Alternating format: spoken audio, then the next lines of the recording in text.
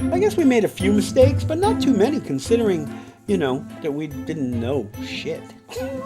I did my best to write the scene by scene, but because it was stretched out over so many years, it was hard to kind of keep the momentum and a sense of cohesiveness. And so post took quite some time for Tony to be able to make sense of this movie. The plot of the movie, as sort of basic as it was, had an enormous amount of detail to it. There was all sorts of characters, when you're watching it, sometimes you're like, oh my God, we're introducing another character and another subplot. I always thought that gave it a lot of production value, but it made it editorially very complicated in just trying to weave all this stuff together. We brought other people in that knew what they were doing. And then when we got into post, well, we had Tony, our editor, to help us.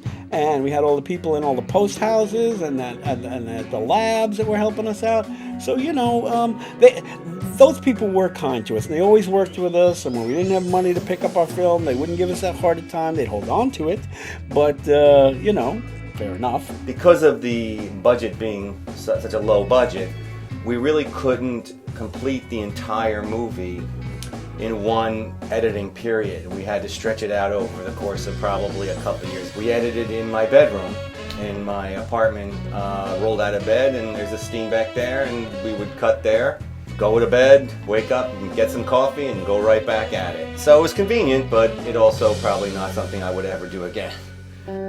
The other editing facility was down on Beach Street in New York City. A little place was in a basement of a converted building that used to be the horse stables of New York, where they would store the horses when there were horse and carriages. And it was a very strange place, and it had its own weird character. But we did a lot of the finishing editing there, and we recorded a lot of the ADR there, the automated dialogue replacement.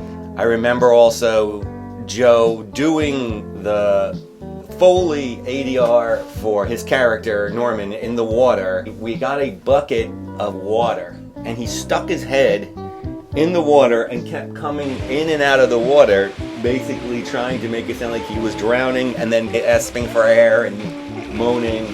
And I never forget it, because other than the fact that I think it's hysterical, right afterwards he went right to the bathroom and threw up, because he's swallowing all sorts of water while he's screaming. And that's something I'm not going to forget.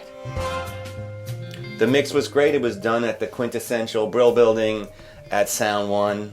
David Novak, who I'd worked with in the past, did the mix. And it was a complicated mix, because there was not a lot of audio that was recorded in the field that was synced. So I would say probably 85%, maybe even more, had to be replaced as a sound design, as well as then being mixed together. I thought he did a great job with the mix.